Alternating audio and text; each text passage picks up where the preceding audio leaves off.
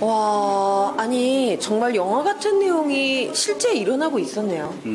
네, 저는 좀 보고 좀 충격을 받았어요. 왜냐하면 연예계에 공근 좀 은연중에 그런 소문이 있었는데 이게 실제로 그런 일이 있다고 하니까 저 좀 약간 소름 돋아요.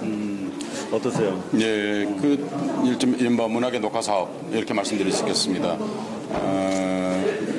나치스가 떠오르는 거죠. 나치스 케펠스가 했던 그런 문화적 청산 작업, 그러니까 전체주의만 남기고 국가주의만 남기고 또 자기의 극단적인 지지 세력을 빼놓고 나머지를 문화로 간주하지 않는 태도는 정말 나치에 가까운 생각입니다. 이게 이제 역사적으로 길게 보았을 때 그게 엄청난 국민에게 실제 국민 정서나 했을 때 커다란 피해를 남기게 됩니다. 그러니까 그런 징후들이 있긴 했습니다만은 이런 게 실제로 문건으로 또 회의가 작동하고 그런 중요한 문건을 우리 팀이 확보했다는 것 자체도 아주 중요한 일이긴 합니다만은 정치 권력이 이렇습니다.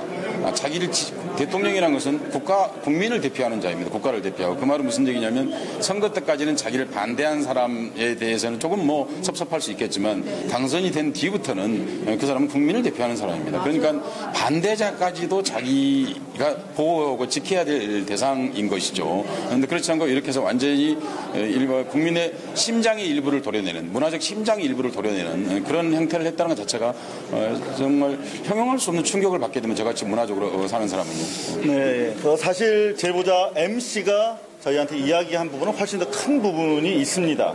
하지만 이번 저희 이 보도를 보고 제보자 M은 추가 제보 여부를 결정하겠다고 했습니다. 반드시 MC로부터 연락이 올 거라고 저희는 기대를 하고 있습니다. 네. 저도 그분께 좀 응원의 메시지 드리고 싶어요. 저희들 정말 끝까지 이 MC 이분께 저희 응원의 메시지 보내드리고 저희가 끝까지 지지하겠습니다. 믿고 끝까지 좀 저희를 도와주시고 같이 좀 널리 이렇게 알려졌으면 좋겠습니다. 네, 쫓기고 계시다고 하는데요. 부디 참회의 양심 고백을 하시고 마음으로부터 평안을 얻으시기를 권해봅니다. 네, MB 정부의 한 중요한 특성이 있습니다. 그건 뭐냐면 진실을 갖고 있는 사람이 쫓긴다는 사실입니다.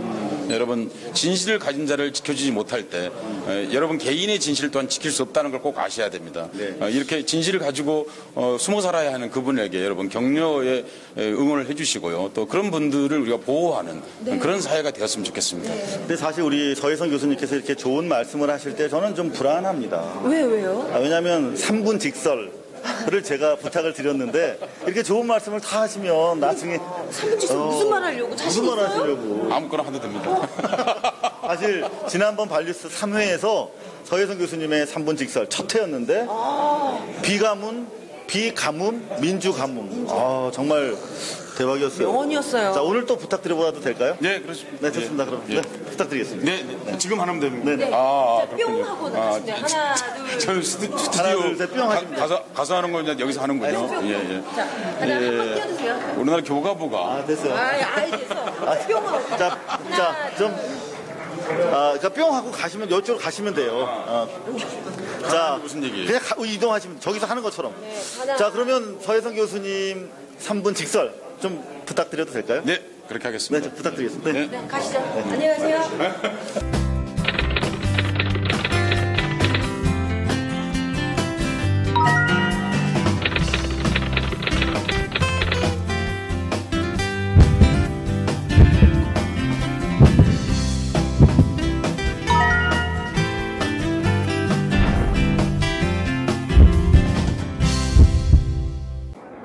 삼분 직설입니다. 며칠 전 이명박 정부의 교육과학부가 도종환 시인의 시를 교과서에서 빼겠다는 사실상의 발표를 한 적이 있었습니다. 그리고는 여론의 문매를 맞았습니다. 교육과학부는 교육만이 아니라 문화 그리고 창달을 위해서도 애를 써야 되는 그런 정부 기관입니다. 그런데 교육과학부가 나서서 현재 사용하고 있는 교과서를 찢어내고 그리고 시를 찢어내는 그런 발상을 했던 것입니다. 당연히 여론의 문매를 맞았습니다. 이 일은 오늘 우리가 이상화의 고발뉴스에서도 취재해서 발표했습니다마는 마치 괴벨스 같은 그런 생각을 하고 있는 것이죠. 교육에 가야 될 가장 올바른 방향은 정권의 교과서를 복속시키는 것이 아니고 설령 정권에 반대되는 내용이 있다 하더라도 그런 것들을 토론을 통해서 숙성시켜내고 그런 문화적 깊이를 더하는 것이 교육부가 해야 될 가장 중요한 일입니다. 그런데 이명박 정부의 교육 정책은 여러분 아시다시피 철저하게 반공주의적인 과거의 정권과 굉장히 유사한 형태로 지금까지 진행해 왔습니다. 참으로 아쉬운 일입니다. 그런데 마침내는 도종환 시인이 국회의원이 되자 국회의원이 되는 것과 무관하게 썼던 그리고 그렇게 실렸던 시도 빼고자 했던 것입니다. 그러자 안도현 시인이 자기 시도 그런 교과서에서 차라리 빼달라. 시도, 그리고 시일뿐만 아니라 산문도 빼달라. 이런 요구를 마침내 하기에 이른 것입니다. 이거는 참으로 어처구니 없는 중세적 발상에 가깝다고 말씀드릴 수 있겠습니다. 여러분, 이명박 정부의 태도를 이렇게 설명할 수 있겠습니다. 여러분, 새가 운다고 해서 그 새의 가슴을 해부하고자 하는 것이 현재 이명박 정부의 권력이다. 여러분, 새의 노랫소리가 궁금해서 새의 가슴을 해부하게 되면 그 새는 죽고 맙니다. 시를 죽이는 권력은 결국 무너지게 되어 있습니다. 이명박 정부는 문화적인 의미에서는 지금 자신들의 정책을 홍보하는 정치쇼와 문화를 구분하지 못해왔습니다. 또 문화산업과 문화를 구분하지 못해왔습니다. 이 정권은 문화 백정, 문화 학살을 일삼고 있는 권력이다. 이렇게 서슴없이 말씀드릴 수 있습니다. 여러분 조금 전에 보셨던 뉴스에서도 그것이 나왔습니다만은 그러한 태도가 결국 도종환 시인의 시를 교과서에 삭제하려고 했던 그런 태도를 낳게 했다고 저는 생각하고 있습니다. 그렇습니다. 여러분, 정치 권력은 내가 지지하느냐 지지하지 않느냐 여부를 떠나서 이런 일을 해서는 안 되는 것입니다. 도종환 시인은 한국 문학사에서 빛나는 공적을 이미 세워 있고 그걸 또 전 국민이 이미 사실상 알고 있습니다. 그런 시인을 제거하겠다고 하는 생각을 누가 했는지 참으로 궁금합니다. 그런 권력에 대해서 우리는 징계하는 것이 너무나 당연한 것입니다. 고맙습니다. 진짜 멋있다. 어떻게 그거를 그냥. 달리 보인다, 진짜. 지난번에도 너무 멋있었거든요. 오늘따라 더 멋있으시네. 그냥 자판기야. 연설 자판기. 제가 자판기라고 하니까 문득 생각나네요. 뭐요? 80년대, 90년대 데모할 때 성명서 자판기. 진짜 막 자기가 그랬대. 자, 아유, 좋습니다. 그나저나 지난번에 우리 3분 직설도 좋았는데 곽현아 타임도 만만치 않았거든요. 오늘 뭐 준비가 된 게 있나요? 죄송해요. 저 준비를 못했어요.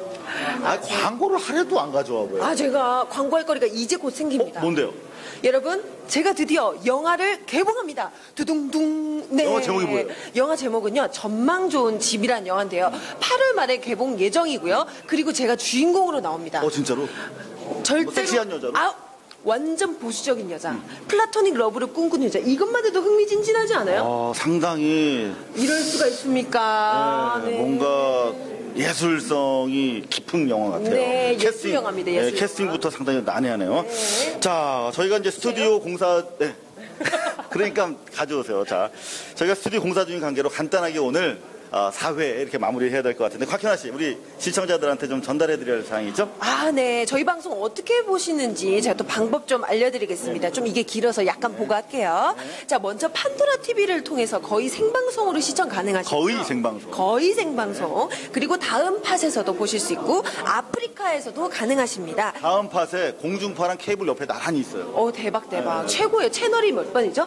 31번. 그건 에브리원 채널로 31번. 네, 하루 종일 에브리온 TV. 에브리온 TV에서 31번 채널 가시면 24시간 발뉴스를 시청하실 수가 있습니다. 그리고 여러분 요즘 뜨고 있는 티빙 아시죠? 티빙에도 올라가고 또 이제 뭐 다 시청 가능하신데 또 제가 또 알려드릴 때가 또 아이블로그, 팟빵, 쥐약이 있어요. MB 정부의 따끔한 소리하는 매체들만 모아놓은 건데 이름이 좀 쥐약이야 진짜. 네, 하여간 이 모든 매체에서 시청 가능하시니까 여러분 아시죠? 편하게 여러분 되는 시간에, 하지만 거의 생방송 올라갈 때 좀 쫙 봐주시면 너무 감사하죠. 네. 오늘 조금 불편하게 저희가 서서 이렇게 방송을 진행하도록 부탁드렸는데 어떠셨어요? 괜찮았습니다. 특히 전두환 우리가 보도본부 유일한 보도본부를 갖고 있는 방송인데 특별 취재팀 보도본부죠. 그러니까 그런데 26년 현장에 와서 하니까 더 생생하고 좋습니다. 그 시청자 여러분, 정부 권력으로부터 그리고 기업으로부터 그 무엇으로부터도 침해받지 않는 한국의 몇 안 되는 언론 자유를 구사하고 있는 고발 뉴스입니다. 이상호 기자가 방송국에 돌아갈 때까지 이 방송 그 뒤로도 계속 될 수 있겠죠? 할 수 있대요. 예. 그러니까 그렇게 해볼까 생각하고 있습니다. 그리고 지난주에 좀 섭섭했어요, 저는. 왜요? 저희가 지금 삼성과의 재산 분쟁, 네. 김상봉 교수님을 모시고 거의 생중계를 하고 있거든요. 네. 그래서 이제 지난 재판 중에 차명 재산을 숨긴 것은 거의 도둑놈 진보, 도둑놈 논리다 이렇게 원고 측 변호사가 이야기를 해서 큰 화제를 모았는데 네네. 저희가 생중계를 다 했어요. 근데 다른 매체는 모두 삼성에서 손을 써가지고 내렸어요. 내렸어요, 그거를? 근데 우리 전화를 안 하지 왜? 근데 동영상 뉴스, 그러니까 동영상 뉴스는 물론 안 나갔고 없어요. 제가 알기로는 이제 신문에서만 기사가 나간 거예요. 저희한테만 볼 수 있어요. 기사가 나갔는데 그것도 이제 제목도 한번 바뀌었다가 그 다음에 기사가 아예 내려가는 그렇게 되었죠. 그런데 그 뉴스, 재벌 뉴스, 그걸 볼 수 있는 한국의 유일한 방송이라고 생각하시면 되겠습니다. 현재 삼성과 법정 중개를 포함해서 이렇게 이상호 기자가 누리고 있는 언론 자유는 이상호 개인의 자유가 아니라 국민 여러분이 마땅히 알아야 될 알 권리에 대한 자유를 이상호 기자는 최선을 다해서 성스럽게 수행하고 있는 것입니다. 여러분 거기에 대해서 지원해 주시기 바랍니다.